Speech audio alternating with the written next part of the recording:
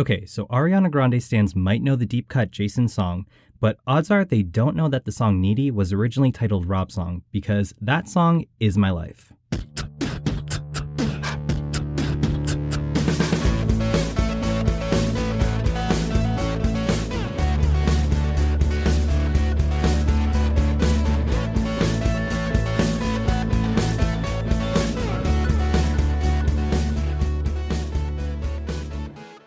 Hello, my LGBT cuties, and welcome back to another episode of A Jaded Gay. I'm Rob Lovelace, and today I'm a non-jaded gay because I think Stella got her groove back. I know a couple weeks ago in our Perfectionist episode, I was talking about how I've been feeling really drained lately. I've just been pushing myself. I've been exhausted physically, mentally, and it's just been go, go, go, and I haven't been taking enough time for myself. And since that episode, I've been trying to incorporate some of those things into my own practice, trying to take some time for myself to relax. By no means am I perfect at that. You know, like they say, those who can't do podcast. But I've been feeling a little bit more motivated when it comes to the gym. And I think part of that is because I did get a new pre-workout, and I'm usually pretty careful about that because I don't like all the caffeine or the synthetic crap in it. I've tried some in the past that literally you drink it and like your skin is itching and you're like getting ready to rip your skin off and it's awful. So I didn't want any of that. But I'd gotten one a couple months back that was supposed to be like all natural, stimulant free.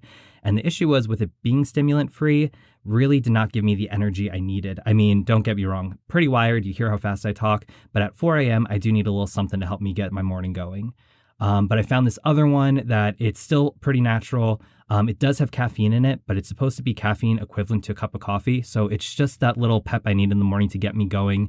And I've just been feeling more focused at the gym, more energized, more excited about working out. And not even for the sense of, working out to look a certain way, but just to, get the blood flowing, get my body in motion and just do something that feels good for myself. So yeah, definitely feel like I've been getting my gym groove back. And, hopefully with the rest of the summer coming up, it'll just be onwards and upwards. Anyway, today I wanted to talk about attachment styles, and I feel like I've been hearing about this term more frequently in recent years.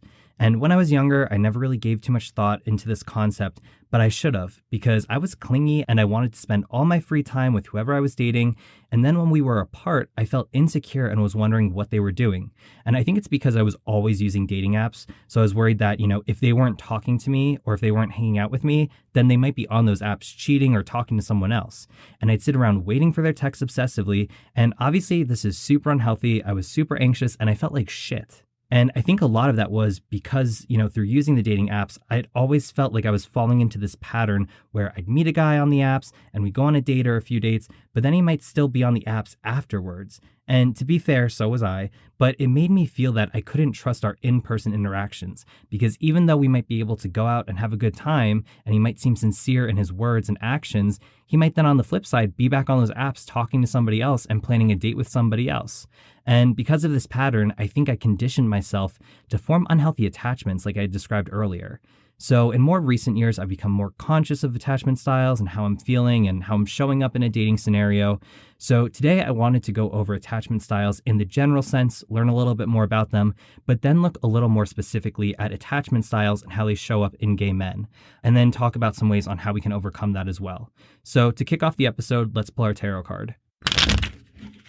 So the card for this episode is the Ace of Pentacles, and I feel like we may have pulled this one before. If not, we definitely pulled an Ace card. But as a reminder, Pentacles is tied to the element of Earth. It's feminine energy, so it's calling us to be reflective and to meditate. Pentacles is usually tied to prosperity, usually financial prosperity, but you can also think about it in the general sense of reaping the fruits of your labor and putting in the hard work and then getting the payoff in the long run. So you got to put in the work to achieve what you want. And in the minor arcana suits, the ace is the beginning of each suit. So this is kind of our starting off point of our journey within that suit, the beginning of a new cycle. And really, when you see these ace cards, it's just a hand floating in the air, appearing out of a cloud, holding the suit symbol. So in Pentacles, we're holding a coin. And really, it's indicating to us, that we're seeing new beginnings and abundance on the horizon. And aces in general, they kind of signify an elemental gift from the universe that they're presenting to us in the material realm. So since this card is the start of the Pentacle suit, it could indicate that we're taking our first steps forward on a new adventure or journey. And generally, it's signifying that we're working towards a path of prosperity. And this card is really the universe's way of giving us a green light to take those first steps as we work towards manifesting our goals. And it's assuring us that we have the tools and resources we need to be successful. So we need to have that confidence in ourselves. So we're reflecting right now, we're meditating, and we have some ideas forming for what we want and how we can achieve that. And this card's kind of a gentle push to let us know we need to start taking action towards that. And while this card is typically tied to wealth and it's signifying that there's an abundance of wealth on the horizon for us, wealth is also a general term. So you could think of other ways of being wealthy, a sense of happiness or fulfillment or love. So we need to be reflective and meditative, but be aware of what's surrounding us and what's coming our way and be open to any gifts from the universe, because we are getting ready to take those steps forward. And that's something to definitely keep in mind as we talk through today's topic, because, with attachment styles, a lot of the attachment styles we have in adulthood come from experiences we've had in our formative years that could lead to insecure attachments. So we need to be mindful that we have the resources and tools to be confident and to communicate what we need and to form healthy attachments. But we need to be aware and realize what's been impacting us, reflect and meditate on that, and then take action to take some steps forward to overcome these attachment styles. So let's get right into it. Starting off with attachment styles, we have John Bowlby, who was a psychiatrist and psychoanalyst, and he actually conducted research on the nature of early attachments in the late 50s and 60s.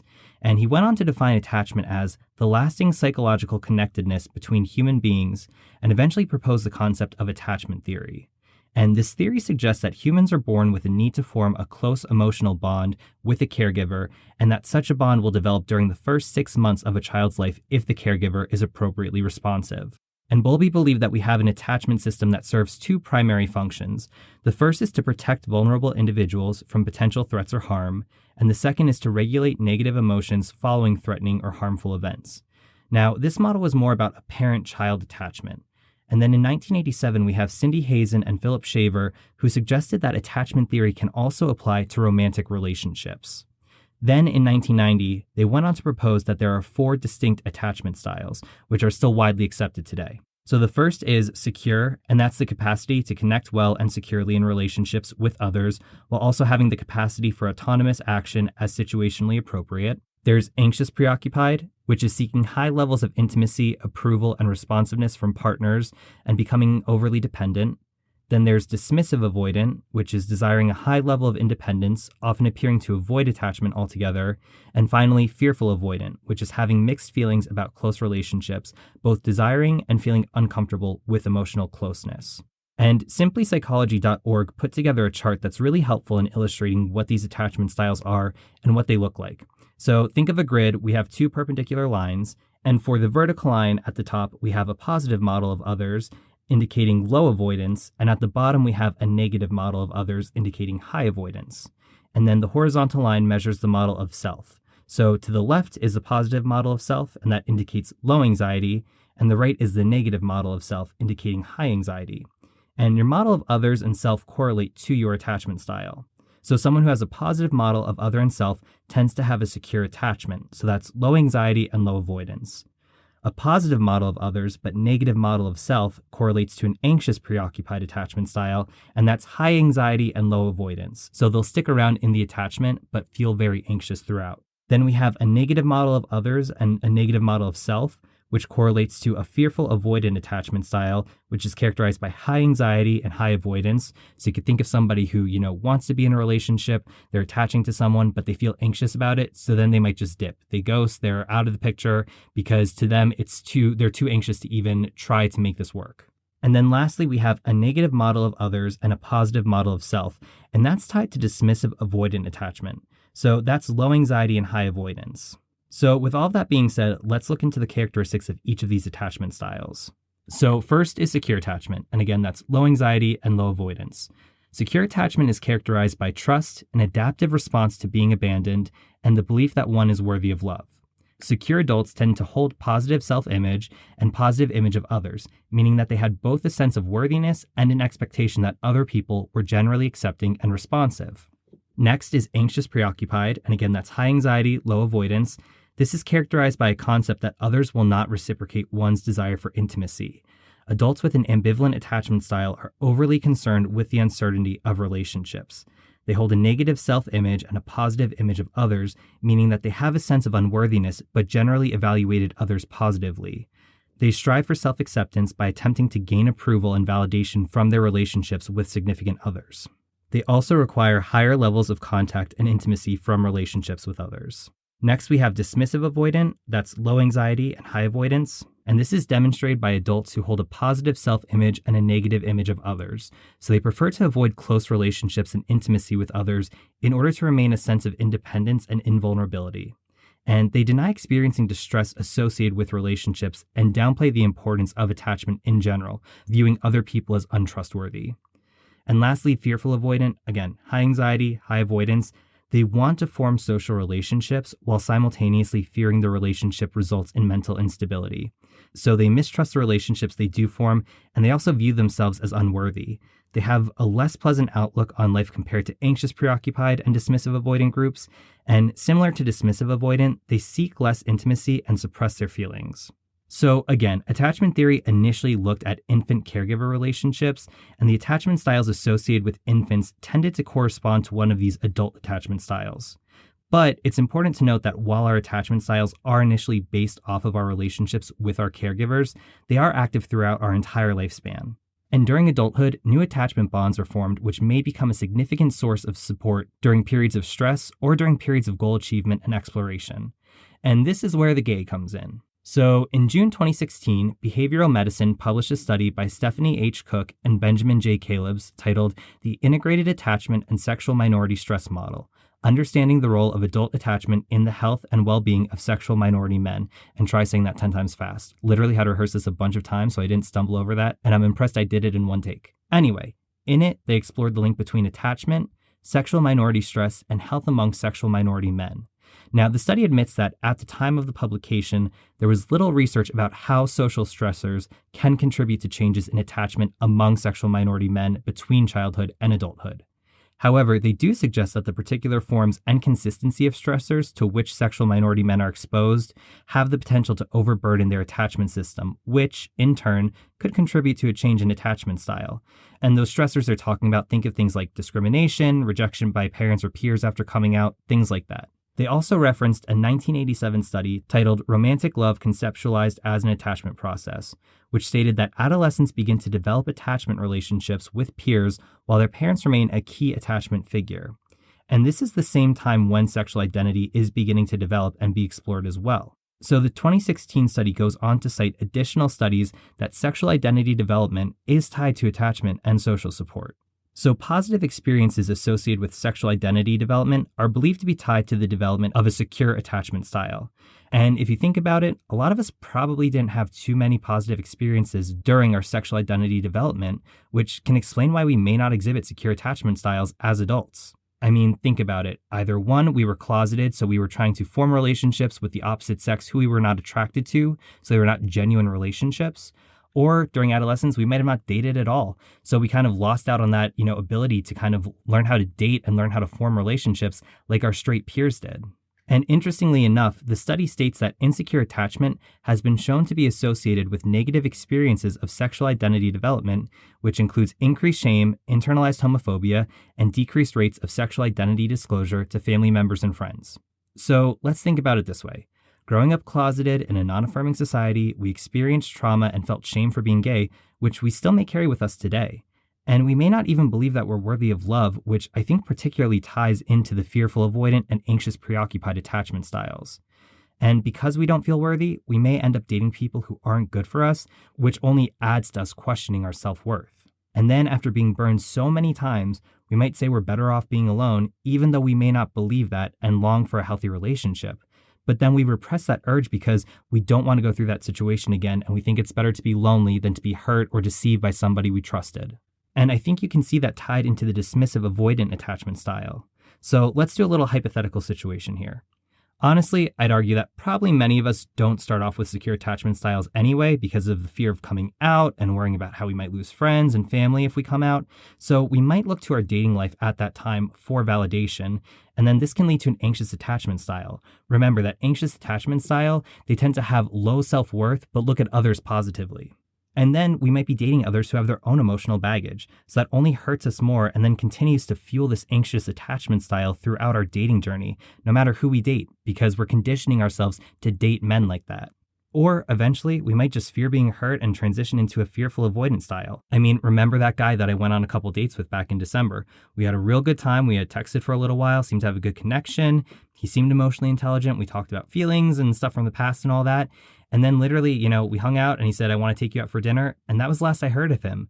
And then like a month later, sent me that long text where he's saying, oh, this happened and that.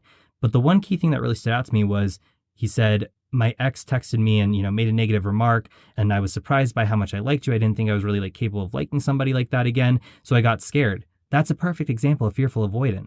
You're scared to like again. You're scared of getting hurt again. So then you're just going to avoid the situation by just ghosting right on out of there. And remember, you might think that you're protecting yourself, but in any type of dating scenario, there's two people there. So when somebody just goes quiet and leaves, you're still leaving some, negativity on that other person who's then going to process that their own way. And that could also then lead to this cycle of, negative attachments. Maybe somebody starts off with a secure attachment style, but goes through that quite a bit. And then they might slip into the dismissive avoidance style where they're saying, it's not worth the trouble. All men suck. All men are flaky. I can't form a healthy gay relationship. It's not possible for two gay men to settle down. So I'm just going to avoid it all and do my own thing. So you can see in that scenario, our behaviors associated with these types of attachment styles can be projected onto the men we date, and that can impact their own attachment style. I mean, I've talked about it before. It's that cycle of hurt. It's just become so cyclical. You might start off all, bright-eyed, bushy-tailed dating, excited to get yourself out there, but then you start dating some jaded gays who, have their own baggage. They might not be totally into it, or, they're giving you the bare minimum, whatever, and then leave you high and dry. You feel hurt, you feel betrayed. And then after a few situations like that, you start exhibiting those own behaviors because you start doubting the ability to form a healthy relationship too.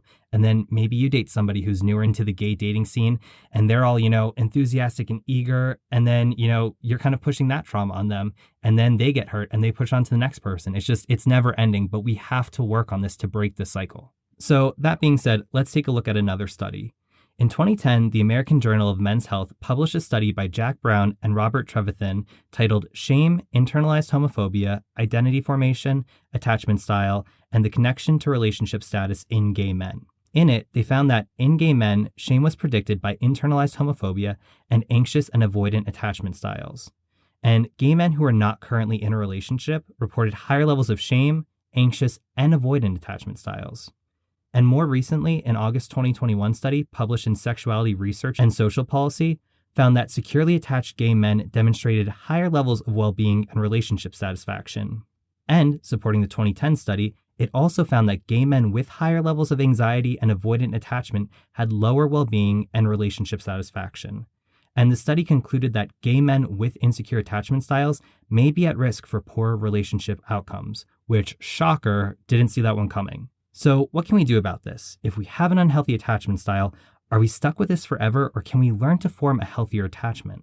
Well, a 2020 study published in the European Journal of Personality explored this concept.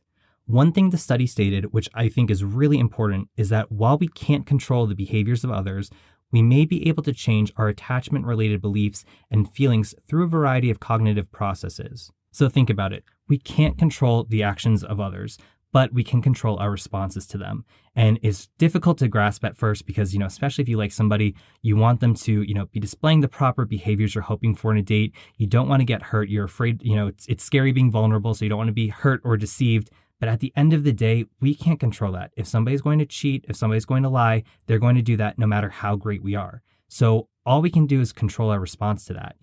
If somebody cheats on us, if somebody lies to us, we can't change that, but we can choose what we do next. Are we going to stay with them? Are we going to confront them?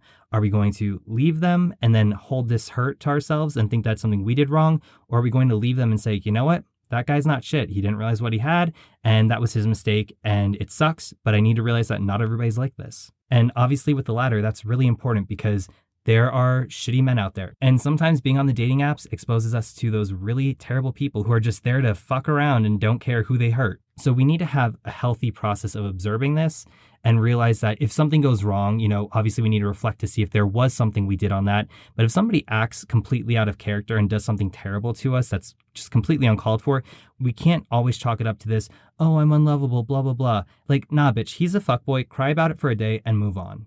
Anyway, the study also found that people who wanted to become less anxious tended to actually decrease in attachment anxiety at a faster rate than their peers who did not wish to change. And they had a similar finding regarding avoidant attachment styles too. So in looking online for some tips on how to overcome an anxious or avoidant attachment style, there were some obvious generalized tips, specific to relationships. But one of the better articles I came across was from BetterHelp. And first off, they suggest finding a therapist or counselor to talk to, which, I think that's always great to have a third party, outside of your situation to help put things into perspective. So again, if you have the resources, definitely talk to somebody. Some other ways to overcome an anxious or avoidant attachment style, increase your knowledge of attachment styles, and increase your self-love and start practicing mindfulness. And that's important because remember, the studies discussed today talk about how there's a link between shame, internalized homophobia, and attachment styles. So it's important to continue the work on ourselves to overcome the shame and trauma we experienced from growing up gay. I mean, specifically think about the work we touched upon recently in the Overcoming Homophobia episode and the steps you can take to be kinder to yourself. And I do think it's interesting that the BetterHelp article states the importance of understanding attachment styles because NPR actually published an article in February of this year, and they said the same thing. Specifically, they stated that research has shown that even just knowing about the 4 attachment styles can positively influence your relationships. And in that article, they also included a quiz that you can take to find out your own attachment style. And even though I know I'm an anxious fuck, I decided to take it just to see, what my results were going to be. So it's a quiz of about 24 questions, and they provide a variety of statements, which you either have to click if you agree or disagree. So some of the questions were like, I fear time apart from my partner, that they'll, stop liking me if we're not spending time together. I fear if my partner, is out of town, they might cheat on me, things like that. And then once you finish the quiz, you get a breakdown of percentages based off of each attachment style. And unsurprisingly, I found out that I mostly have an anxious attachment style, but I was pleasantly surprised to find that I scored a bit in the secure attachment style too. So my results were 63% anxious, which again, if you listen to this podcast, if you know me personally, no surprise there. There was 25% avoidant, and they just have it listed as avoidant in general. They don't break it down whether it's fear or dismissive based. But then surprisingly, I was 38% secure, which I think if I took this quiz a couple years ago, I'd probably be like in the single digits. So I was pleased with that. And this is the information that they gave me based on my score, a few statements around each of the different styles. And I do think these are generalized. I don't think that it's specific to your breakdown. I think it's just what they generally have included for anxious, avoidant, all that. But I thought it was interesting, so I wanted to read through it. So under anxious, you love to be very close to your romantic partners and have the capacity for great intimacy. You often fear, however, that your partner does not wish to be as close as you would like your partner to be.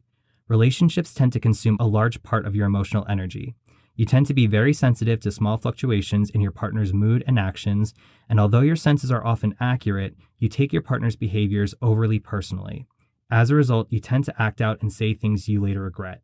And I agree with all of this except for that last sentence because honestly, this is something I'm getting better with, but I've always been afraid to communicate my feelings if it was something that, wasn't romantic or happy or whatever. If somebody did something I didn't like or did something that hurt me, I usually just buried it down and let it go because I was afraid that bringing it up and communicating it might lead to a disagreement, and a disagreement could lead to a breakup. So that's something I've been working on where I've been trying to communicate my feelings a little bit more, obviously in a calm way. And I've never had like any blowouts or, major fights. I really haven't even had like disagreements too much.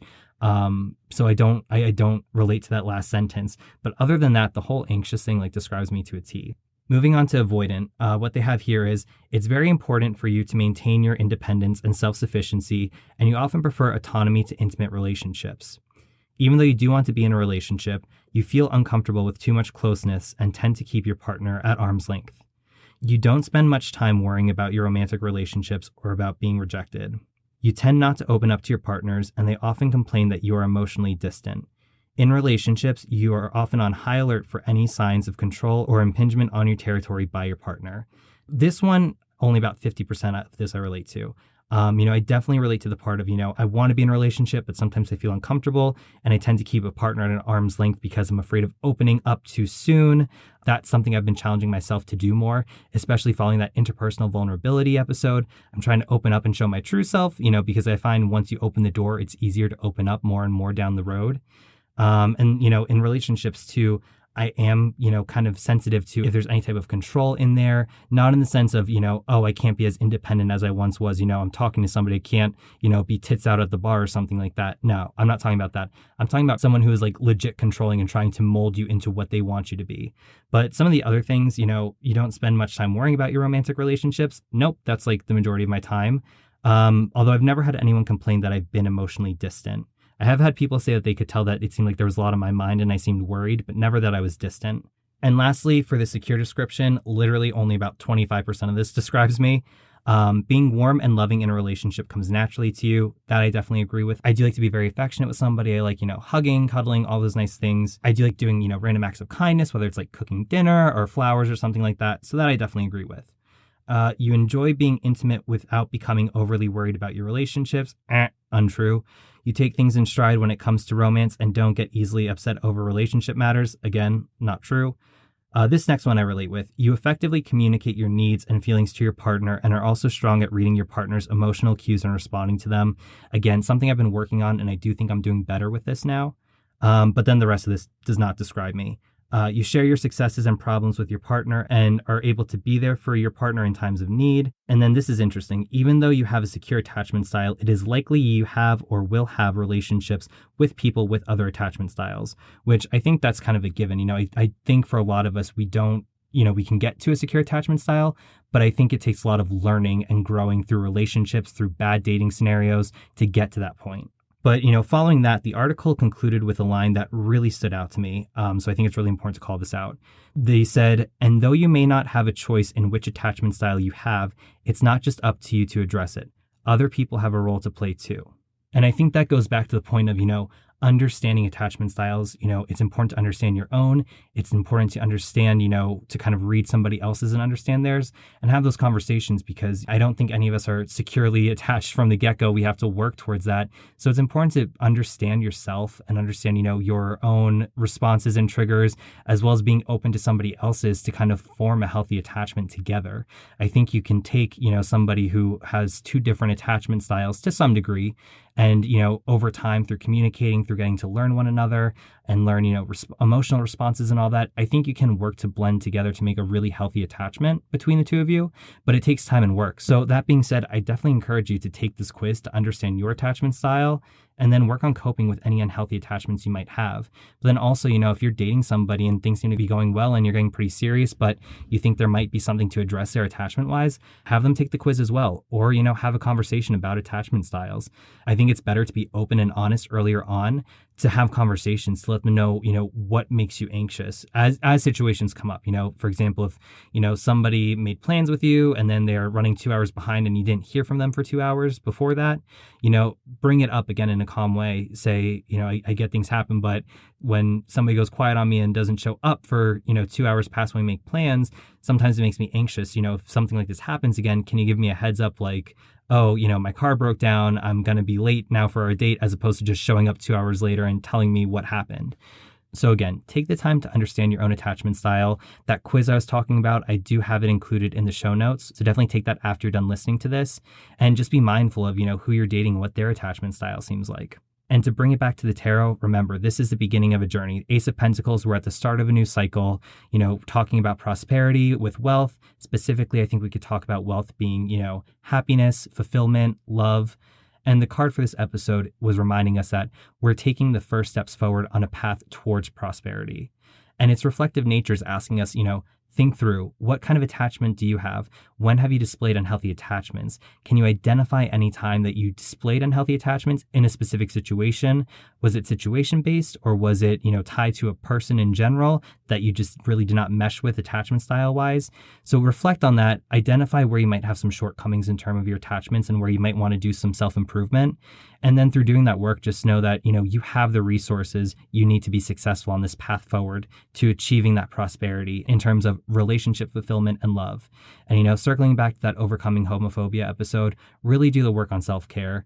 We talked about the tips of just being kinder to yourself. And above all, that's going to be an overarching theme for a lot of these episodes. Be kind to yourself. We have a lot of trauma and shame from growing up differently than our straight peers. So we really need to put in the work if we want to bring our best selves forward and form a healthy relationship. So thank you again for listening. I hope you found this helpful. Please remember to rate, review, subscribe. You can also send me an email, rob@ajadedgay.com. You can follow the podcast on Instagram and Twitter @ajadedgaypod, or you can follow me, Rob Lovelace, on Instagram @Rob_Lovelace, or on Twitter @RobJLovelace. And remember, every day is all we have, so you got to make your own happiness. Bye.